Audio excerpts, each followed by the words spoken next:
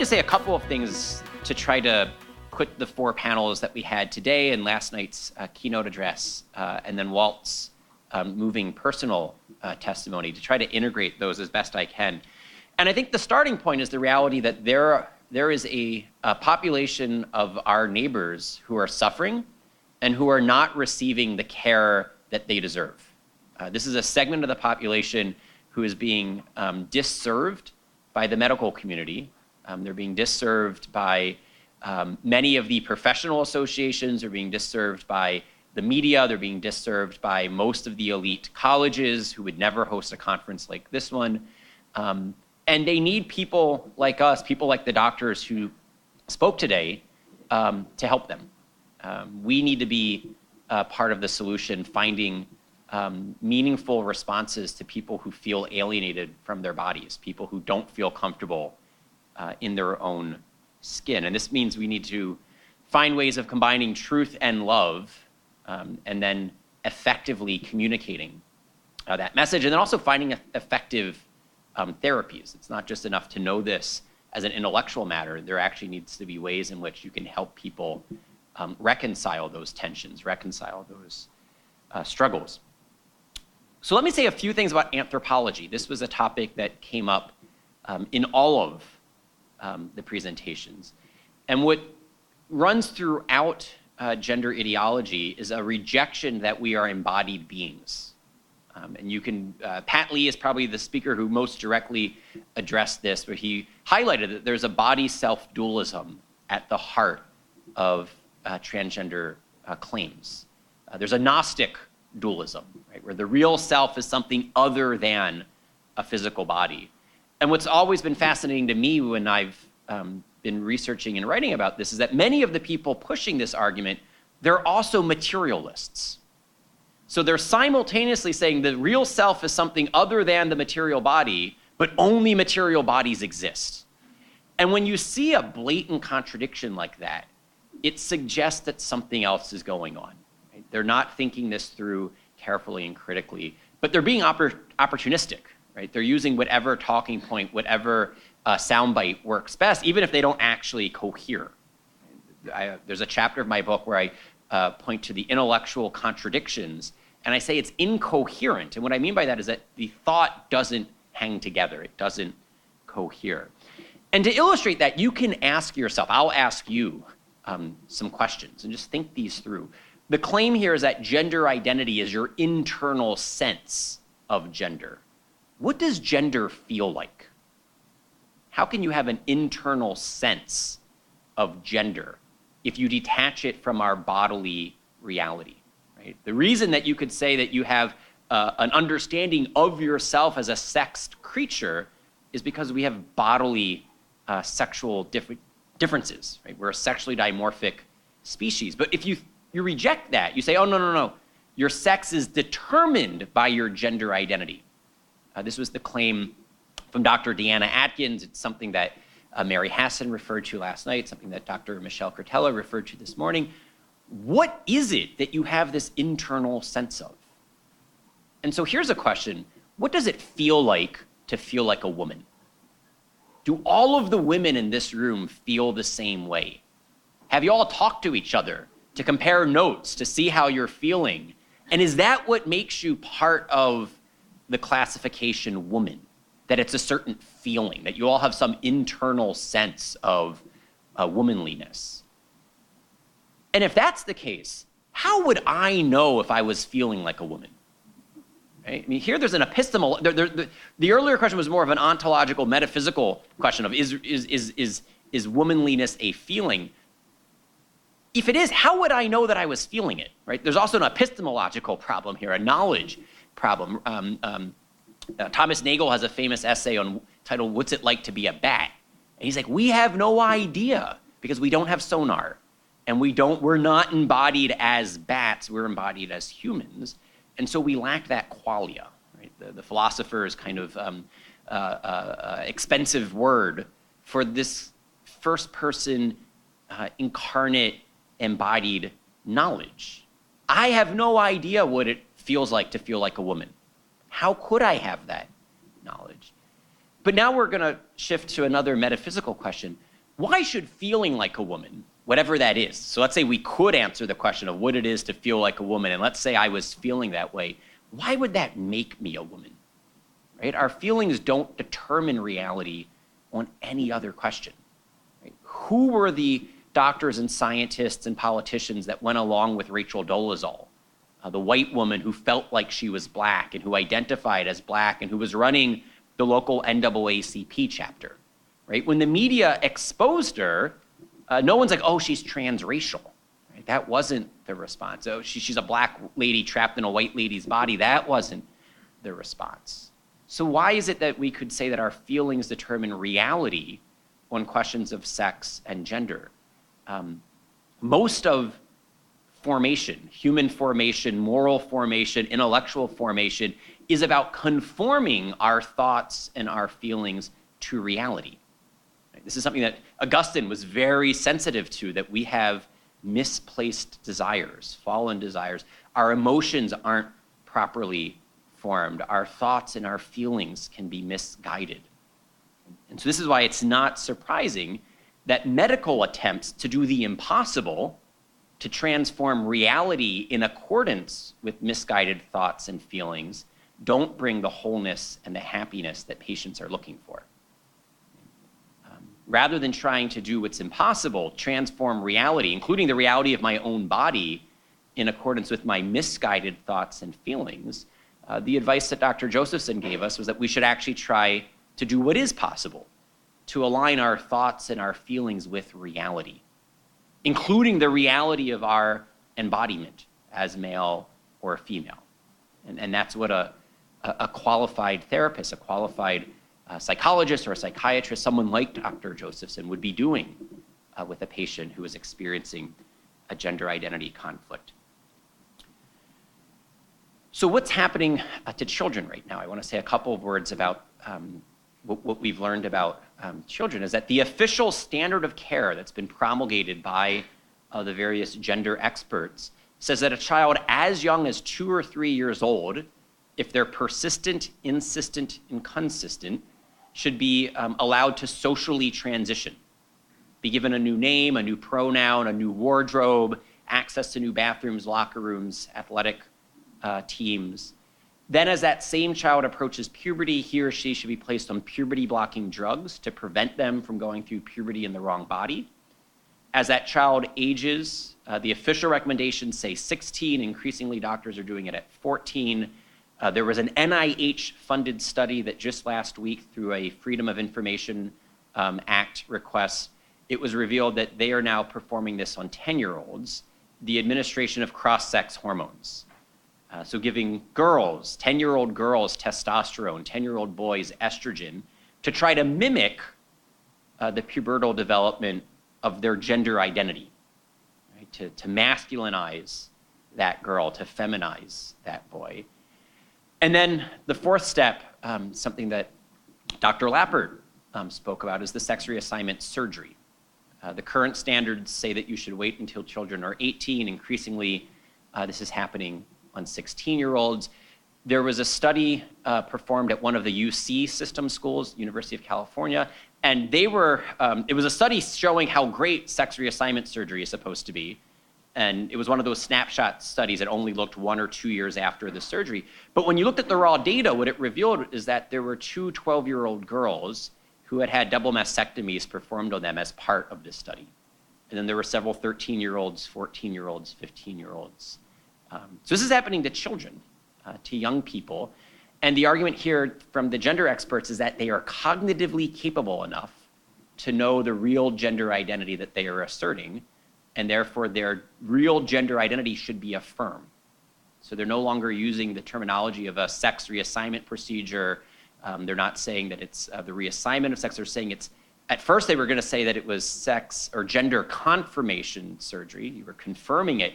But then they thought even that suggested that you were changing, so now it's gender affirmation surgery. These are radical transformations on young people. And as Dr. Roos pointed out, parents are being told that these things are fully reversible. That's not true. Nothing in developmental biology is fully reversible. If you block a child's puberty for a decade, you put that 9-year-old on puberty-blocking drugs, and then let's say at age 19, you stop administering those drugs, you don't reverse 10 years of puberty blockade. What you have is a 19-year-old trapped in a prepubescent body. And then you hope that going through puberty at age 19 won't have a variety of health complications. The reality here is that, as Dr. Ruse pointed out, this is entirely experimental. There's not a single long-term study on the long-term consequences of using puberty-blocking drugs in this way. They're not FDA approved for this purpose. They're FDA approved for a condition known as precocious puberty, the early onset of puberty. These drugs were tested, developed, and approved to delay puberty to a biologically appropriate stage. They're now being used off-label without FDA approval to indefinitely block puberty. We have no idea what this will mean for height, weight, bone density, musculature development, organ development. It's not just the sexual aspect of your body that changes at puberty. There's a whole cascade of both physical and mental developments that take place at puberty. They happen in interconnected, interlocking ways. And so the physicians who are doing this to young people have no idea what those long-term consequences will be. As Dr. Ruse also pointed out, this seems to be a self-fulfilling treatment protocol. Ordinarily, 80 to 95% of young people with a gender identity conflict will naturally grow out of it and will reconcile their identity with their body if development isn't interfered with. If you give these young people the time and the space to continue developing and maturing, 80 to 95% of the time, they'll reconcile their identity with their body. But the Swedish study, the Swedish clinic that pioneered this approach, actually it's a Dutch clinic, it's the study on suicide is from Sweden. It's a Dutch clinic that pioneered the puberty blocking approach. And their own study showed that 100% of the children who were placed on puberty blocking drugs went on to then receive cross-sex hormones. And so as Dr. Curtella pointed out, the reality of neuroplasticity has led some doctors to wonder if what's happening here is that if you take that 5-year-old boy and tell him he's really a girl, and you put him in a dress, and you give him a new name and a new pronoun, and then you block his puberty, and then you give him estrogen, that you're not actually this is a self-reinforcing treatment protocol. And that it may very well have been going through male puberty with the rush of testosterone that his body would have produced and his development from a boy into a man's body that would have been the very thing that helped get him out of his gender dysphoria. And so you've blocked the developmental pathways to help that child reconcile his identity with his body. That's the concern that the reason that you see, instead of 80 to 95% of the children growing out of it, 100% persisting with it, is that this is actually reinforcing the conflicted identity. What we know about adults who identify as transgender, as several of the speakers pointed out, 41% of them will attempt suicide at some point in their lives, and that adults who have had sex reassignment surgery are 19 times more likely to die by suicide. And that statistic that Dr. Lappert showed us the spreadsheet there of all of the outcomes, that study took place in Sweden. It didn't take place in Alabama. It didn't take place in the Bible Belt where you can claim that, oh, it's just because of stigma. It took place in one of the most socially progressive countries in the world. And yet you still see those poor outcomes. Because it's not, the underlying struggles aren't because people are picking on transgender people, although that contributes. We shouldn't belittle or demean or attack or ridicule anyone, including someone who's suffering with a condition like gender dysphoria. So while people who do that make life worse for these individuals, that can't explain these just historically unprecedented outcomes. We don't see 41% of any other community attempting suicide. We don't see a 19 times greater likelihood of death by suicide from other communities. And so it's not the stigmatization, there's something going on underneath. So what's the alternative? I want to give two examples that I frequently cite. They come from a Canadian clinic that Ken Zucker ran. Several of our speakers referred to Dr. Zucker. And what he would do is he would simply talk to children. Ask them, what is it about your identity as a boy that you find problematic? What is it about potentially identifying as a girl that you think would solve this problem? As Dr. Lappert pointed out, no physician worth his or her salt would prescribe liposuction to a teenage girl struggling with anorexia. And in the same way, no physician worth his or her salt would be prescribing testosterone to a high school girl struggling with her gender identity. Instead, they would want to figure out what are the root causes, what's underlying your identity struggle. And so in one of these examples, this is it's a journal article that Dr. Zucker and some of his students wrote, just describing the various types of cases. So it's a case study and just classifying different underlying potential causes. One involves a little boy whose mother brought him to the clinic. He was identifying as a girl. The doctor starts asking questions. What is it that makes you think you're not a real boy? What is it about being a boy that you find distressful? What is it about being a girl that you find appealing, that you find will resolve those tensions? And what the boy revealed was that he was being bullied in school. He was on the smaller size physically. He wasn't your kind of prototypical all-American G.I. Joe kind of football playing boy. He was smaller, he was more sensitive, he was quieter. And so the other boys in class were picking on him. They were calling him a wuss and a sissy and a mama's boy, et cetera, et cetera. He formed closer friendships with the girls in his class. As a way of coping with the bullying from the boys, his friendships were more with the girls. His interests were more stereotypically girly. And so he had convinced himself that he was really a girl trapped in a boy's body. And as a way of coping with the bullying, if he could only live as a girl, then the girls would accept him as one of them, the boys wouldn't pick on him, the things that he found interesting in life would be socially acceptable, et cetera, et cetera. So the physician suggested three things. One, get your son out of this school environment. This is a toxic environment. The bullying is the underlying factor here. Two, keep bringing your son back to our clinic so we can keep discussing what it is to be a real boy, what it is to be a real man. Contrary to the gender experts, your son is not cognitively capable enough to know what it really means to be a boy or a man. Your son is very limited in his intellectual development.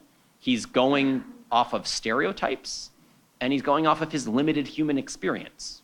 And so we have to enlarge his understanding of what it is to be a real boy and a real man, to let him know that real boys are just like him, that he's a real boy, that his interests, his aptitudes, his inclinations, those are legitimate for boys.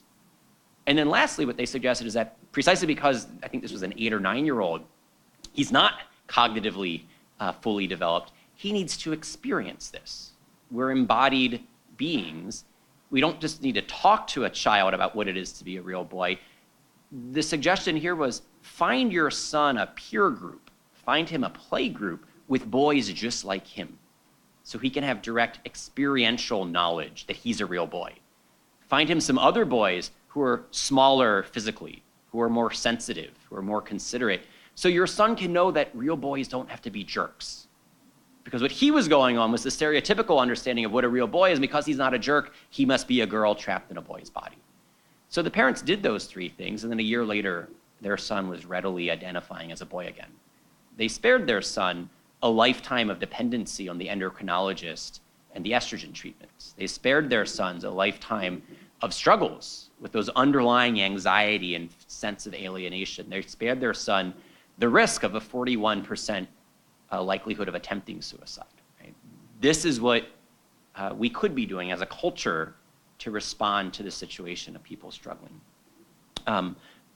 Another example that comes here, what I find interesting about this, and Dr. Cretella hit on this, that frequently it's family dynamics, is that here the therapy, the intervention wasn't directed at the child at all.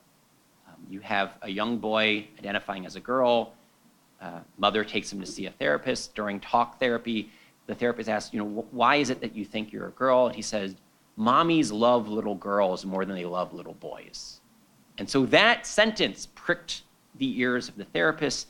After the session ended, she sat down with the mother and said, your son said something today that was really interesting. He said that moms love little girls more than they love little boys. What do you think he means by that? Where is he getting this? And what the mother revealed was that she had been sexually assaulted several years earlier, and she had never received the healing she needed in the aftermath of that sexual assault. And so as a result, she had developed a physical aversion towards males. And this was even taking place with her own son, inadvertently. Right? This wasn't something that was cognitively, volitionally chosen. She was physically incapable of being as affectionate with her son as she was with her daughter, and her son was picking up on it. Right? Well, children aren't very cognitively developed. They actually have a really good emotional intelligence. And so her son was picking up that mom cuddles more with my sister than she does with me. Maybe if I was a girl, I would get the same treatment. So what the therapist did here was they worked with the mother to get her the healing that she deserved after her traumatic experience. She was then able to be affectionate again with both her son and her girl on an equal footing, and then the son was able to identify as a boy again, spared a lifetime of trips to the endocrinologist's office, spared that life on estrogen. Those are the sorts of things we should be exploring. There's now a new phenomenon that was mentioned several times, this rapid onset gender dysphoria. Both of the examples I just mentioned involved younger kids. We're now seeing high school age, and it's frequently girls and college age girls with no history of gender nonconformity or gender dysphoria, just all of a sudden coming out as transgender. And frequently doing it in clusters, so there seems to be a social contagion aspect about this. When Lisa Littman, a scholar at Brown University, published one of the first studies on this, just documenting the phenomenon, just saying, hey, there's something new under the sun going on, we should study this, she was immediately criticized. The university distanced themselves from her. The journal eventually made her publish a updated version of the paper that changed none of the findings, but changed the language describing the findings to make it more politically correct. This is the political abuse of scholarship where parents can't even receive the assistance they need in helping their kids because the scholars, the researchers, the physicians can't even study the phenomenon without political pressure. And parents who are at this conference are struggling with this situation. This is something we need to be attentive to.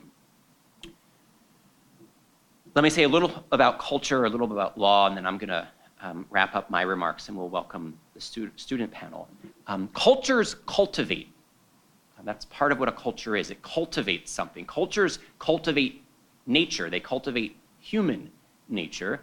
And cultures can cultivate human nature for good or for ill. Right? Culture can get these questions right or wrong. There's no way that the culture is going to be neutral. There's no way for the culture to be agnostic. The culture will one way or the other shape how we think about our own bodies and our own identities. And on these sets of questions, the culture can go wrong in a variety of ways. I just want to point out two. The culture can deny that there are any meaningful differences between men and women, boys and girls, and embrace androgyny. Right? And frequently you've seen this with second wave feminists, with more modern thinkers who want to say, look, because we believe in equality, we now have to believe in sameness. And they confuse equality with sameness, and so they end up embracing an androgynous form of feminism. Right? And so that ends up denying that there are differences. Another way in which you can go wrong is that you can distort those differences.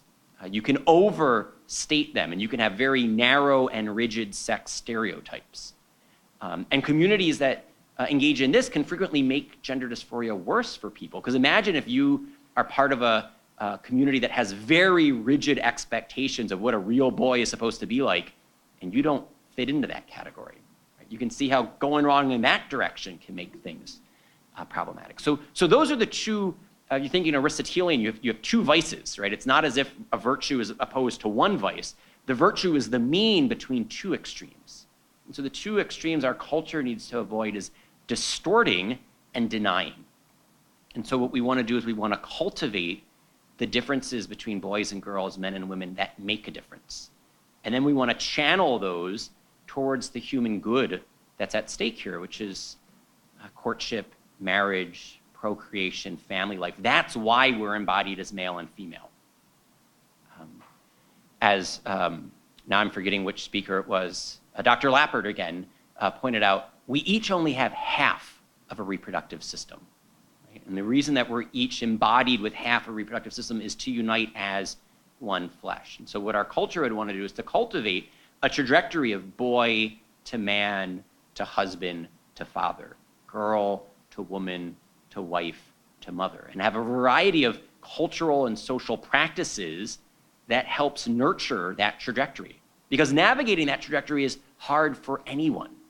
Navigating puberty, navigating junior high, high school, college, young professional life, and we have no cultural scripts, social institutions that really do that any longer. We used to have, Tony Esolen was great on this, saying we used to have these institutions, these cultural norms that helped that developmental pathway.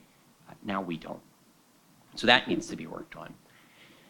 Kelly and Jerry, to my count, mentioned 5 areas that we should be concerned with on the legal and public policy front. And I'll just briefly list those: privacy, safety, equality, liberty, and ideology. I'll say a word about each. The privacy concerns, I think Jerry probably spoke the longest about this, but there's something wrong when we can allow a male who identifies as a female into female-only spaces. This denies them their, and it's interesting that normally the boys aren't that concerned if women are entering their spaces. Normally it's the women who are concerned about men entering their spaces. And there's a reason why, and it leads to the second, the safety concern. The vast majority of sex crimes are perpetrated by males against females. The vast majority of sexual assaults, rapes, it's men attacking women. And so another reason that we have separate facilities for males and females when we're in a state of undress is precisely to provide a safe place. As Kelly mentioned with the Hope Center, here you have frequently battered women, women who have been sex trafficked, women who have been abused by boyfriends or husbands, needing a safe space. And the city of Anchorage is trying still to force them to let men who identify as women into a women's only homeless shelter. On both of these, to give you a couple of examples, shortly after Target changed its fitting room policy, there were several men arrested for disguising themselves as women and going into women's fitting rooms and then filming them with their iPhones as they changed clothes. In the UK, there's just an utterly ridiculous example of a male rapist who was sentenced to women's jail because he identifies as a woman, where he then victimized several female inmates. There are privacy concerns, there are safety concerns. There's a reason why we have separate facilities in certain situations for males and females, and it's because of our bodily differences, not our gender identity, whatever that is. It's because of our bodily differences. And that is also true with the equality that's at stake in athletic competitions. So where I see the equality concern here is, why do we still have separate bathrooms, locker rooms, and sports teams for boys and girls, for men and women, but we rightfully do not have separate water fountains and bathrooms and sports teams for separate races, right? At one point in this country, we had signs over bathrooms that said white and colored. We had a baseball league and we had a Negro baseball league. And thankfully, we no longer have separate facilities and programs based on our skin color, because our skin color is irrelevant to what we do in the bathroom, the locker room, and the athletic field. But our embodiment as male and female is highly relevant, which is why we still have male and female bathrooms and locker rooms. We still have male and female sports teams. We have the NBA and the WNBA, and no one suggests merging them because we know what the outcome would be. It would be the elimination of female athletics. And so if you care about equal opportunity for women, you should care about their athletic programs remaining for people with female bodies. This is why many of those feminists that Kelly mentioned in her talk are partnering with people who normally they disagree with, because we can agree on this issue, and where we can agree, we should work together. Liberty concerns. Under the Patient Protection and Affordable Care Act, which was more commonly known as Obamacare, in May of 2016, the Department of Health and Human Services issued a transgender healthcare mandate. This was like the contraception mandate, but on steroids and surgery. Because what it would have required is every healthcare plan to cover transition hormone therapy and surgical therapy, and it would have required relevant physicians to perform it. So if you're an endocrinologist who would perform testosterone therapy for a man with low testosterone, you would be guilty of unlawful discrimination if you didn't perform testosterone therapy on a girl who wanted to identify as a boy. If you were a surgeon who would perform a double mastectomy in the case of breast cancer, but you wouldn't perform it on a teenage girl who wants to transition to live as a boy, you would be guilty of unlawful discrimination. There's a law that has just been introduced into the House of Representatives that would do this again. It's called the Equality Act. It's a federal law that would force doctors and hospitals to perform these procedures, force healthcare plans to pay for them. At last count, there are now 14 states that do the opposite of this. This would be forcing bad medicine. There are now 14 states that prohibit good medicine.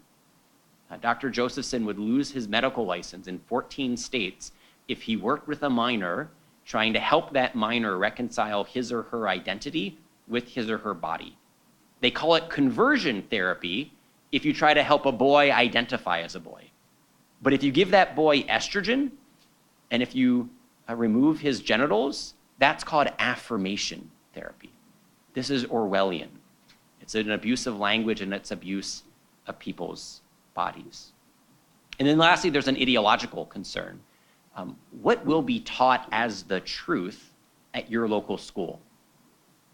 What will be taught as the truth at your local, perhaps parochial school, at your local public school? Will the gender unicorn be used to indoctrinate an entire generation of young people into how to think about their own body? When you all saw the gender unicorn, none of you were persuaded by it. But when your children and your grandchildren see it, it looks like Barney. The colors they chose, the shape they chose, it's meant to capture their moral imagination. It's meant to impact how they understand their own embodiment, where their sex is merely assigned at birth, and therefore it could be reassigned later in life, where their gender identity exists along a spectrum, their gender expression exists along a spectrum, their romantic and their sexual attractions all exist along spectrums, and none of them have to line up. All of these things, it's fluid, it's plastic, and you, as the sovereign individual, have to figure it out and decide. Young people. All right, so what should we do? We need a network of clinicians, good doctors, good therapists, who are ready to assist patients and families when they experience a struggle with gender dysphoria. Think of what the pro-life movement has done with crisis pregnancy centers, so that any woman experiencing an unplanned pregnancy has somewhere to turn for help.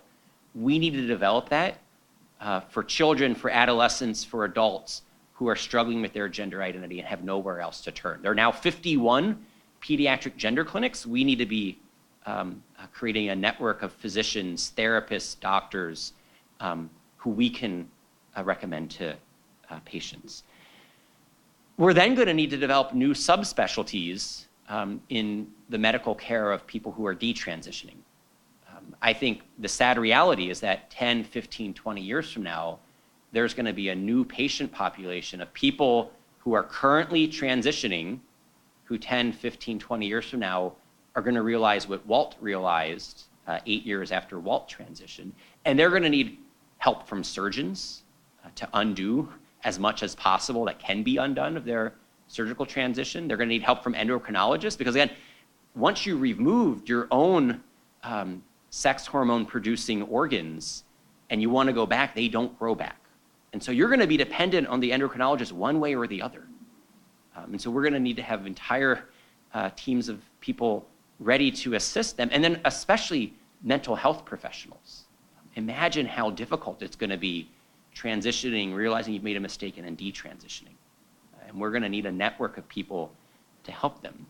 We'll need honest researchers, people like Dr. Lippman who are willing to conduct the studies and follow the evidence wherever it leads.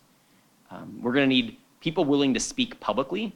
I cannot tell you the number of people who have helped me with my research, for the book that I wrote, for talks that I have to give, for issues that come up on Capitol Hill, on the condition that I never mention their name, because they will lose their jobs and they have families to support.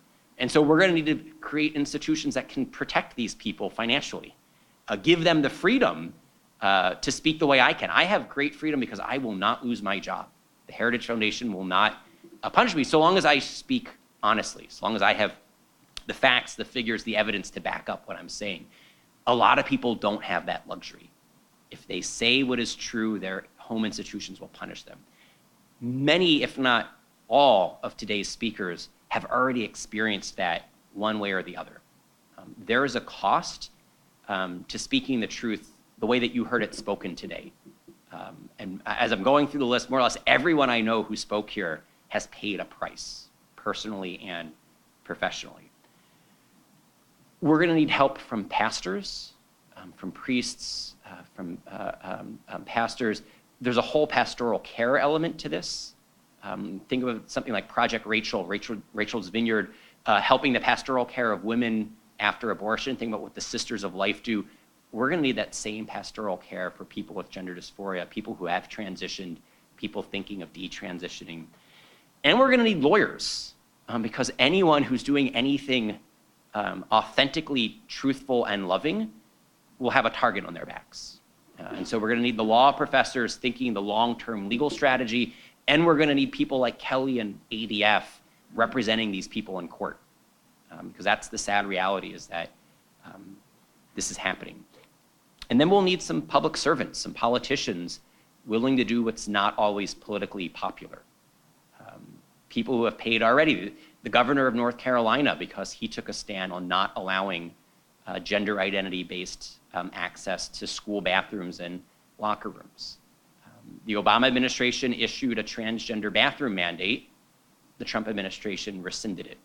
We're going to need people to engage this at the political level. And then for all of us, we need to work together. None of us can do this alone, and that means we're going to have to form coalitions and partnerships with people who we might not always work together with. There's a wonderful group called Hands Across the Aisle. And just think of that image. They're reaching across the partisan aisle to say that this shouldn't be a partisan issue. This is a human issue. We can agree about certain truths of human nature, even if we disagree about taxation, we disagree about trade, we disagree about foreign policy, we can at least agree about this. And so there are courageous people on both the right and the left side of the political spectrum willing to work together. We need to be part of that. And so my encouragement to the students in the audience is to think, where are your gifts? Where are your talents? Where are your opportunities to make a difference on this set of issues? What is your vocation? I was speaking Friday night with a member of the Board of Trustees here, and I was saying, yeah, we just don't have enough people with the courage of Dr. McHugh, Dr. Paul McHugh, the head of psychiatry at Johns Hopkins, who shut down the sex reassignment clinic there back in 1979, and who still is speaking out again. He's in his 80s now, and he's still speaking out.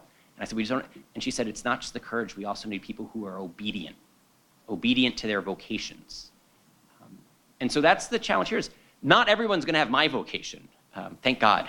You wouldn't want to be doing this if you're not called to it, right? This isn't something you choose. This is going to be something you're called to, and then you respond or you don't respond, right? That's the question. Are you going to be obedient to your calling? Some of you might be called to be psychiatrists and psychologists. Maybe you'll be called to be an endocrinologist. Some of you are going to be called to religious life. You'll be providing pastoral care. Maybe some of you are pre-law. You'll be going to law school. Whatever your calling is, maybe it's public education. You're going to be a school principal, a school superintendent. There are as many different ways to make a difference on this issue as there are people in this room, because there are that many different vocations, callings to holiness. And then ultimately, vocations of bearing witness to the truth about the human person, created male or female, created in the image and likeness of God. And that's our challenge going forward.